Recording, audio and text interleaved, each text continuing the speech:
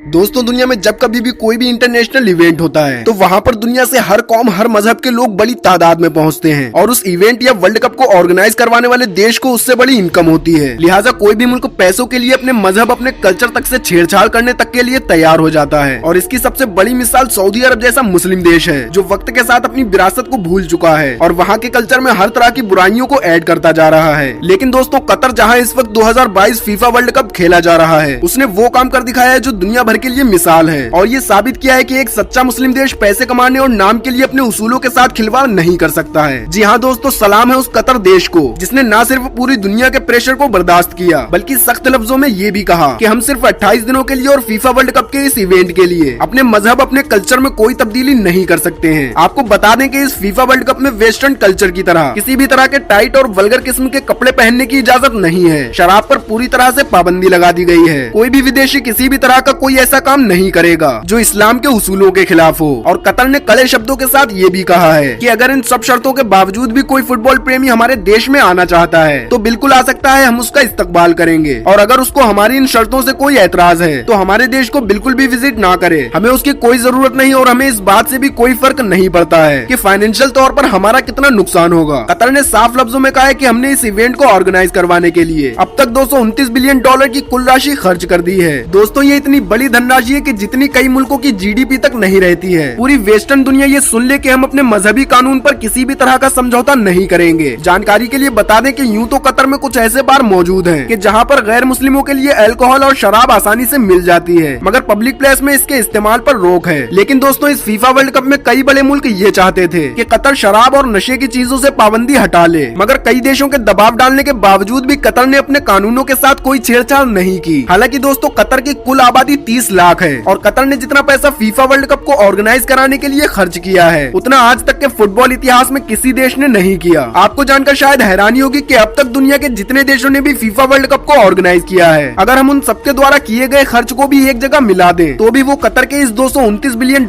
के आसपास भी नहीं बैठता है। बाय द वे दोस्तों आपको बताते चले कि फीफा वर्ल्ड कप दुनिया का सबसे बड़ा और पसंदीदा वर्ल्ड कप है जिसमें कुल 32 टीमों ने हिस्सा लिया है। जानकारी के लिए बता दें कि ये वर्ल्ड कप 20 नवंबर से कतर में शुरू हो चुका है। ये मिडिल ईस्ट में होने वाला पहला फुटबॉल वर्ल्ड कप है जिसका उद्घाटन चीयर लीडर्स के डांस या गाने या किसी भी तरह की वल्गैरिटी के साथ नहीं हुआ बल्कि इसका उद्घाटन हाफिज कुरान बच्चों की कुरान की तिलावत के साथ हुआ है और जिसे करोड़ों लोगों ने अपनी आंखों से देखा। दोस्तों कहते हैं जब 2010 में कतर के पास इस वर्ल्ड कप को होस्ट करने के राइट्स आए तो पूरी दुनिया हैरान थी कि इतना छोटा सा देश जिसकी कुल आबादी भी 30 लाख से कम है वो कैसे इस वर्ल्ड कप को होस्ट करेगा। मगर दोस्तों देखते ही देखते कतर ने वो कर दिखाया जिसकी किसी ने कल्पना भी नहीं की थी। मात्र 12 साल के अंदर कतर ने कई नए फुटबॉल स्टेडियम के साथ एक पूरा नया शहर ही बसा दिया और 8 नए स्टेडियम बनाकर कई नए रोड्स, मेट्रो स्टेशन और इंटरनेशनल एयरपोर्ट बनाने के साथ साथ कई लग्जरी होटल भी बना दिए ताकि इस इवेंट में आने वाले लाखों लोग बड़े आराम के साथ इस खेल का मजा ले सकें और कतर को घूम सकें। आपको ये जानकर हैरानी होगी कि कतर की कोई भी फुटबॉल टीम नहीं है और न ही इससे पहले यहाँ पर ऐसा कोई इवेंट ऑर्गेनाइज हुआ है। लिहाजा इस फुटबॉल वर्ल्ड कप के बाद कतर की तरफ से बनाए गए हजारों करोड़ों के ये फुटबॉल स्टेडियम पूरी तरह से वीरान पड़ जाएंगे। फिर भी जानकारों की माने तो तब तक कतर इनसे इतना प्रॉफिट कमा लेगा कि फ्यूचर में भी फायदे में रहेगा। और इसका बड़ा सबूत ये है कि हाल ही में जारी किया गया एक फ्लाइट मैप है जिसमें कतर की तरफ जाने वाले सैकड़ों प्लेन्स को दिखाया गया है। इस फ्लाइट मैप के जारी होने के बाद एक बात तो क्लियर है कि कतर की इकोनॉमी इस वर्ल्ड कप के बाद बड़ी तेजी के साथ ऊपर की तरफ जाएगी। लेकिन दोस्तों एक कतर है जो सब्र के साथ अपने उसूलों पर डटा है और दुनिया को ये बता रहा है कि अगर आप ईमान के पक्के हैं तो आपको कामयाब होने से कोई नहीं रोक सकता है क्योंकि बेशक कामयाबी अल्लाह की तरफ से है। फिलहाल दोस्तों हमारे चैनल द करेंट वर्ल्ड पर पहली बार आए तो सब्सक्राइब जरूर करें और अपने फ्रेंड्स के साथ भी शेयर करें।